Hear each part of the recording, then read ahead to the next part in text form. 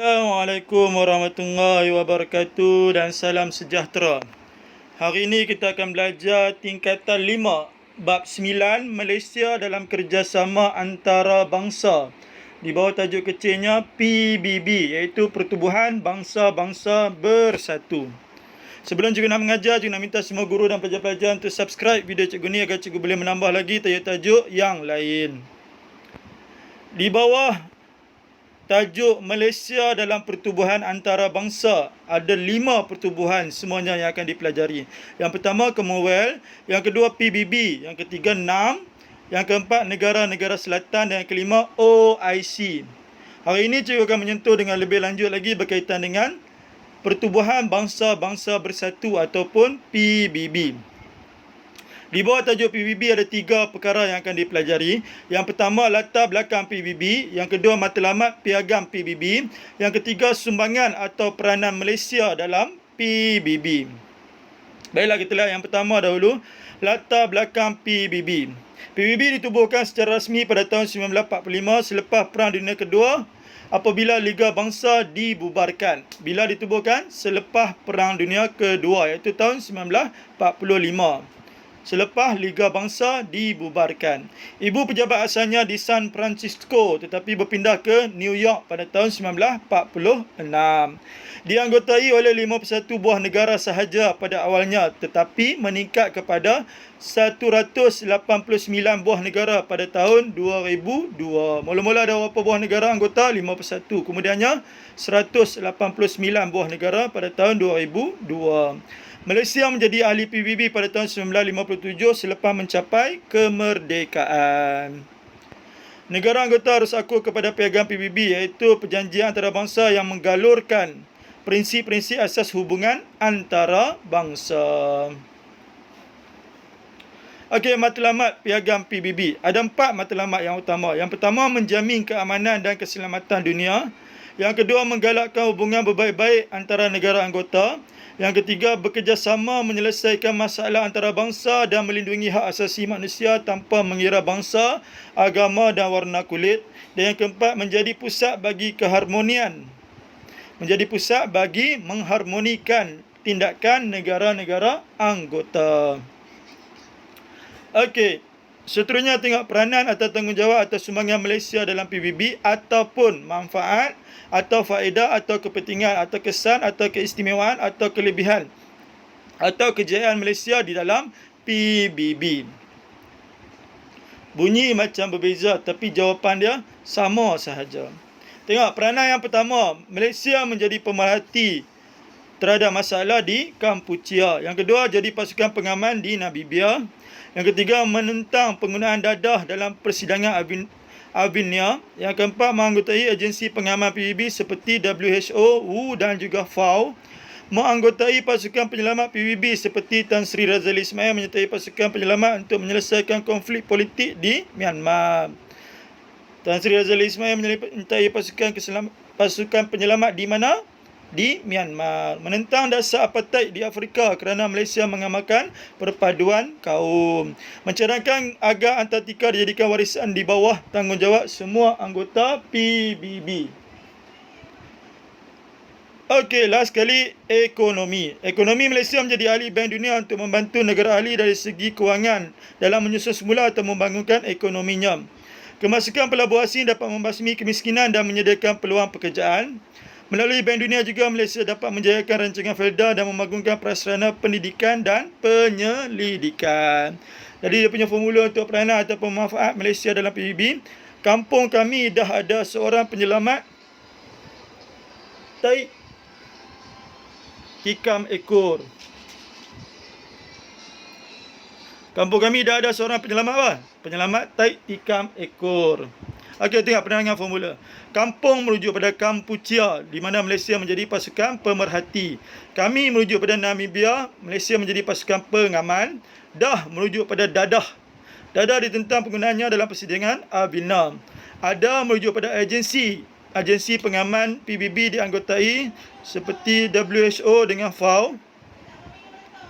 Seorang merujuk pada WHO. WHO ni merujuk pada siapa? Siapa merujuk pada seorang. Jadi WHO merujuk pada seorang. Penyelamat merujuk pada penyelamat juga. Taib merujuk pada apartheid. Apartheid ada tiga sebutan. Apartheid. Cikgu ambil sebutan lahnya iaitu taib. Tikam merujuk pada Antartika. Antartika ni ada 4 sebutan. Cikgu ambil 2 sebutan lah iaitu tika menjadikannya tikam. Ekor merujuk pada ekonomi. Cikgu ambil 2 sebutan pertama, ekor.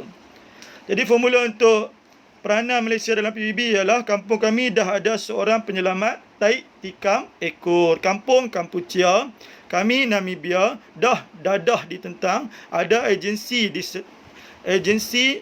pengaman PBB disertai. Seorang merujuk pada Wu dengan Fau, penyelamat merujuk pada pasukan penyelamat iaitu Tan Sri Razali Ismail menyelesaikan konflik di Myanmar. Taib merujuk pada apartheid ditentang, tikam merujuk pada Antartika, ekor merujuk pada ekonomi iaitu menjadi ahli Bank Dunia.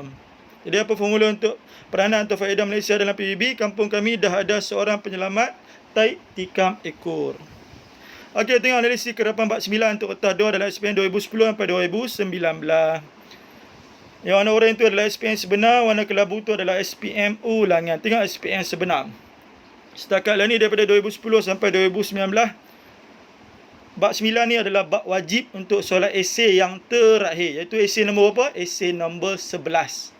Jadi dalam SPM, semua tajuk bab 9 tolong bagi perhatian kerana satu soalan bocor dah kita tahu, iaitu soalan esei nombor apa? Nombor 11 di kertas 2. Begitu juga dengan SPM ulangan. Semuanya di esei nombor 11. Jadi tolong bagi perhatian yang sangat-sangat untuk semua tajuk di bawah bab 9 ni. Sebab confirm akan keluar di soalan esei nombor apa? Nombor 11. Okey, analisis kerapan tajuk kertas 2 yang kita belajar tadi iaitu PBB daripada SPM 2010 sampai 2019. Setakat lah ni baru 2 kali jadi tanya dalam SPM sebenar, iaitu 2011 dengan 2017. Manakala SPM ulangan baru 2015 ulangan.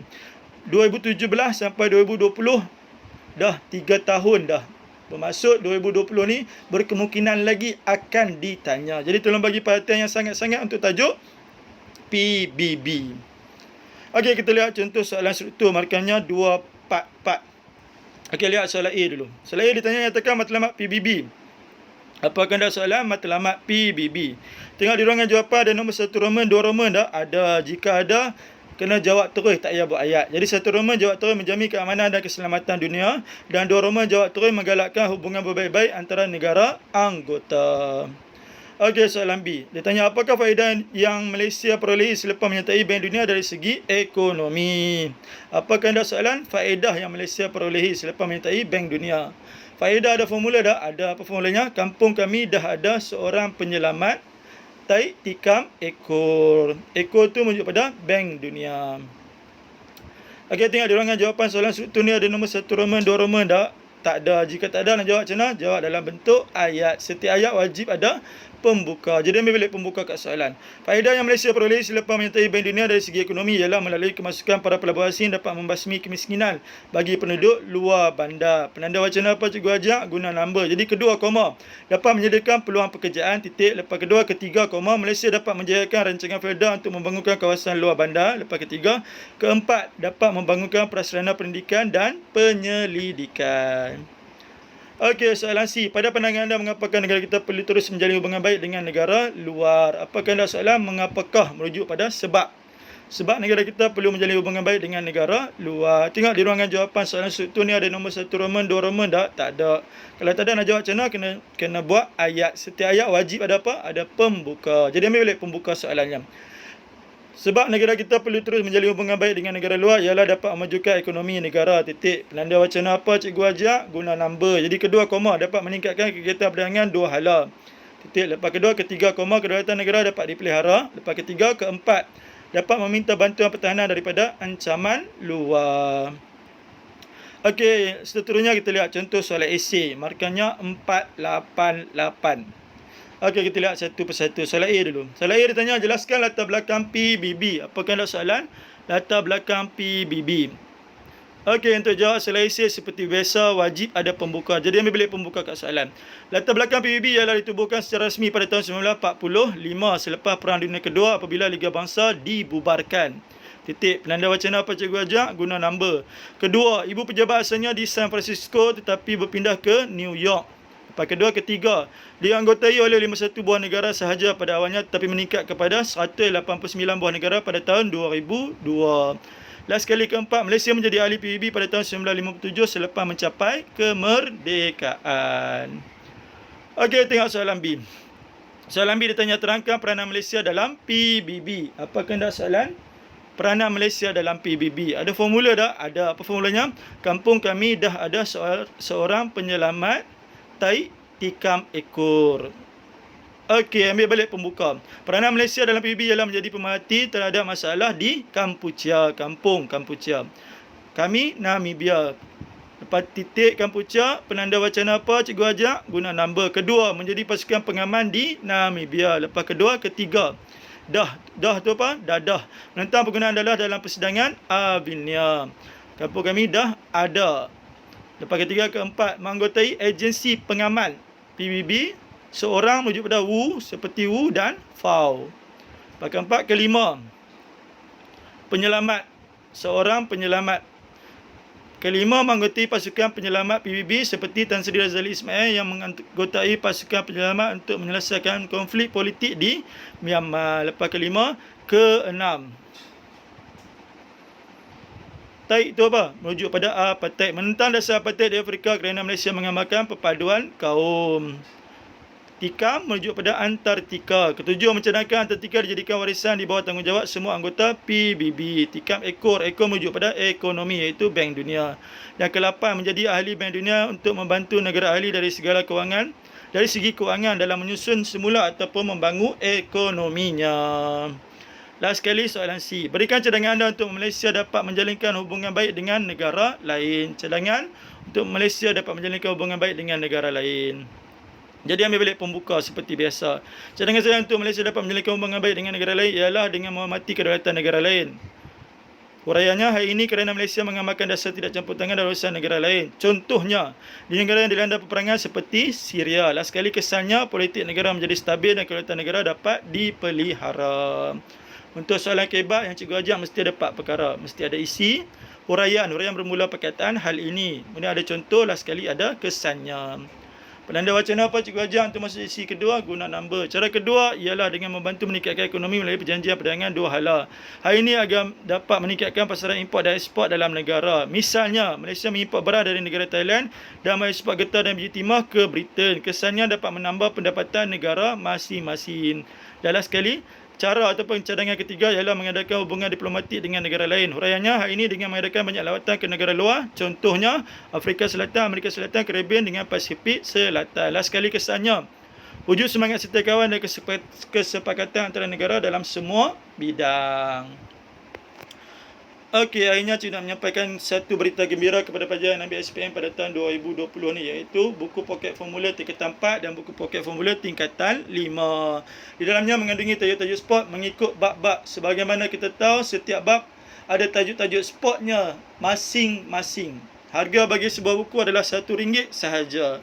Jadi bagi yang berminat untuk mendapatkan kedua-dua buah buku hanya memerlukan RM2 sahaja. Yang berminat boleh menghubungi Syazri di nombor 0137529209. Hanya sekadar itu sahaja daripada cikgu untuk hari ini. Kita jumpa lagi dalam kelas sejarah yang seterusnya.